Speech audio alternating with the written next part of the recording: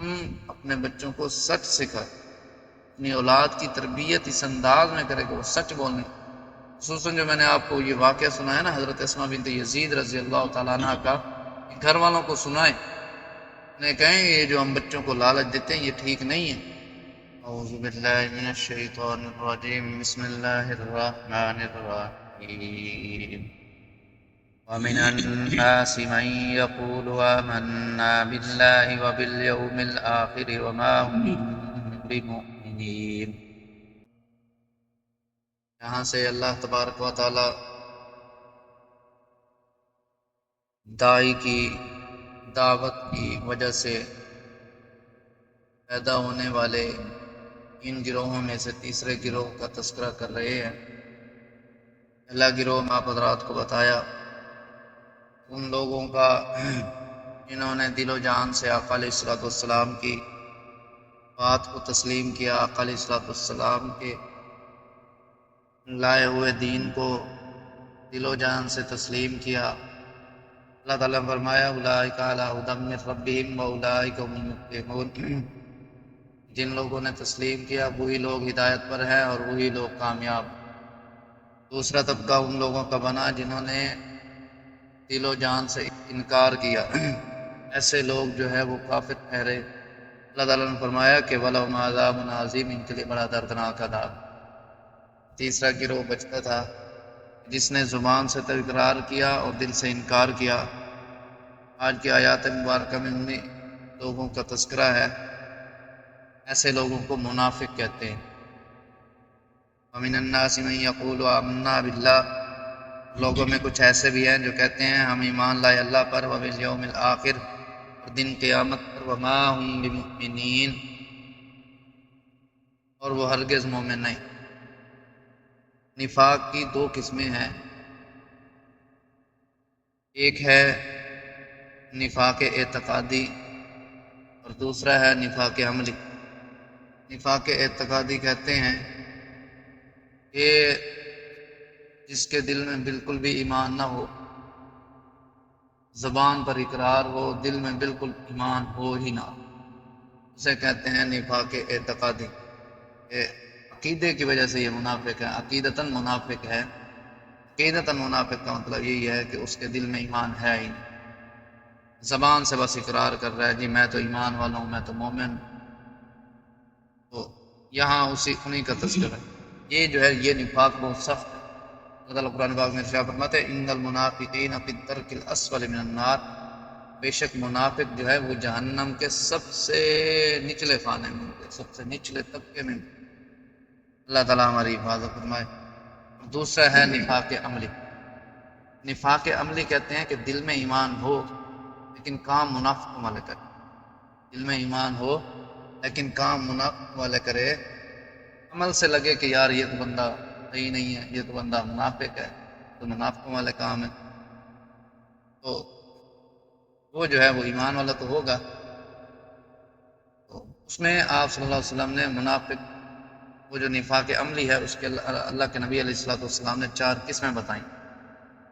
دوسرے لوگوں میں یوں سمجھ لیں کہ 4 نشانیاں اللہ کے نبی علیہ الصلوۃ والسلام نے بتائی ہیں، جس میں وہ 4 نشانیاں پائی جائیں گی وہ نفاق عملی ہو، اور جس میں ایک نشانی پائی جائے گی وہ 1 درجے کا منافق ہوگا، جس میں دو نشانیاں پائی جائیں گی وہ 2 درجے کا منافق ہوگا، جس میں 3 نشانی پائی جائیں گی وہ 3 درجے کا منافق ہوگا، جس میں ساری پائی جائیں گی وہ مکمل طور پر جو ہے منافق ہوگا.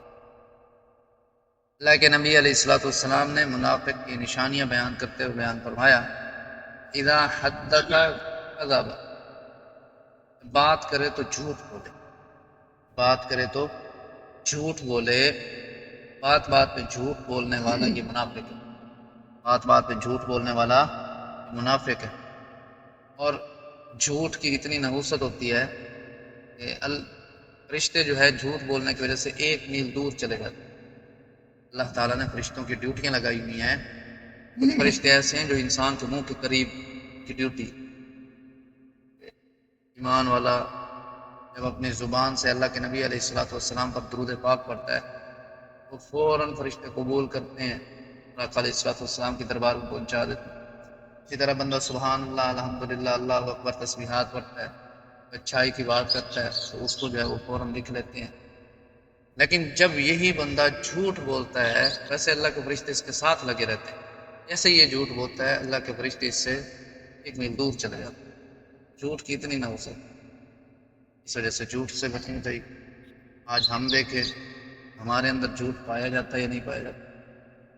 دیکھا جائے تو ان میں سے اکثروں کے اندر جھوٹ پایا جاتا ہے. کاروبار میں کھڑے ہوتے ہیں بس علامان والنبی، جھوٹ جو ہے وہ ایسے اچانک ہی منہ سے نکل جاتا ہے. اصل لگ رہی ہے نا، اچانک ہی منہ سے نکل جاتا ہے. شک نہیں ہے نا، ہماری بچپن سے اس چیز میں کوشش رہی ہی نہیں ہے کہ ہم جھوٹ سے بچیں. اس وجہ سے جو ہے چاہیے کہ جھوٹ سے بچا جائے. بھی بچیں، اپنے بچوں کو بھی بچائیں. اور عموماً یہ دیکھا گیا ہے ہمارے گھروں میں جب مائیں ہوتی ہیں وہ جب اپنے بچوں کو بلانا چاہتی ہیں، پھسلانا چاہتی ہیں، بہلانا چاہتی ہیں، عموماً جھوٹ بول دیتی ہیں. بچوں کو جھوٹ سکھلا رہے ہیں نا، اس میں دھوکہ بھی ہو گیا بچے کے ساتھ. بچہ تو بھاگا بھاگا آیا لیکن آگے سامنے کچھ بھی نہیں تھا. جھوٹ ہو گیا نا. آپ صلی اللہ علیہ وسلم کے زمانے میں بھی ایسا ہوا. آپ صلی اللہ علیہ وسلم جا رہے تھے، حضرت اسماء بنت یزید رضی اللہ تعالیٰ عنہ بہت بلند درجے کی صحابیاں ہیں. وہ جو ہے ان کا بچہ کھیل رہا تھا اور وہ بلا رہی تھیں اور وہ نہیں آ رہا. تو انہوں نے کہا کہ بچے ادھر آؤ، میں آپ کو، اگر آپ میرے پاس آؤ گے تو میں آپ کو فلاں چیز دوں گی. وہ بچہ بھاگا بھاگا آیا. آپ صلی اللہ علیہ وسلم ٹھہر گئے، دیکھنے لگے کہ یہ دیتی ہے یا نہیں دیتی. انہوں نے دیا. آپ صلی اللہ علیہ وسلم فرمایا اگر تو نہ دیتی تو یہ جھوٹ بن جاتا.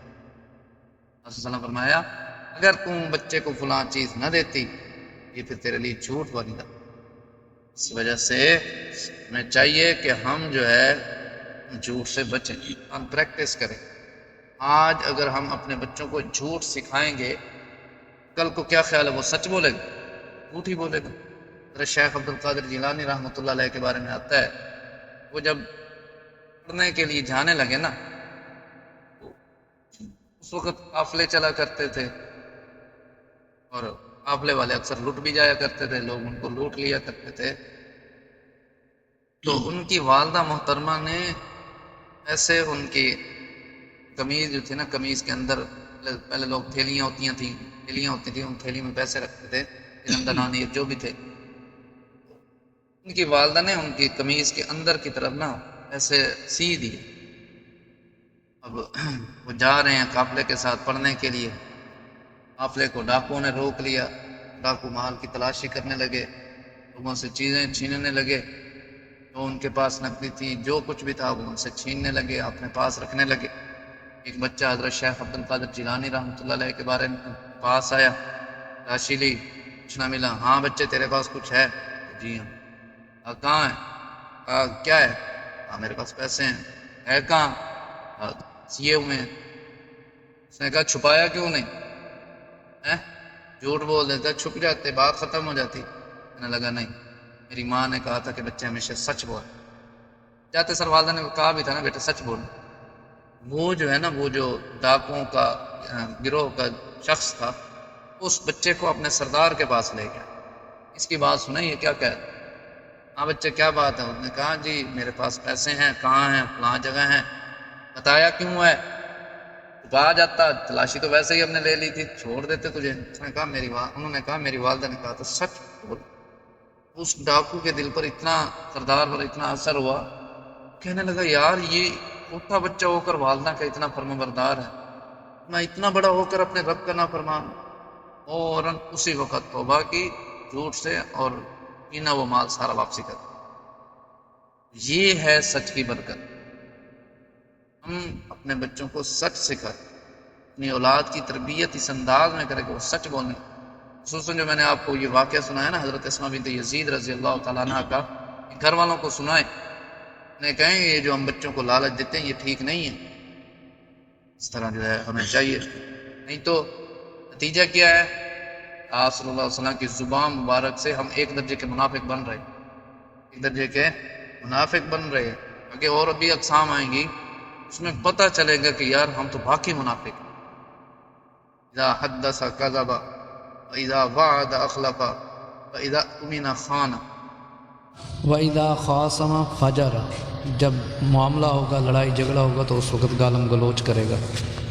بات کرے جھوٹ بولے، وعدہ کرے وعدہ خلافی کرے، امانت رکھی جائے تو خیانت. جب لڑائی جھگڑا ہو تو گالم گلوچ کرے. بتائیں مجھے کون آج کے دور میں ایسا ہوگا؟ ہوتے ہیں، وہ بات نہیں کر رہا میں، لیکن اپنے اپنے طور پر سوچنے کی بات ہے نا. ہمارے پاس اگر کوئی پیسے رکھ دیتا ہے تو کیا خیال ہے ہم اس کو محفوظ رکھتے ہیں یا اس کو خرچ کر دیتے ہیں؟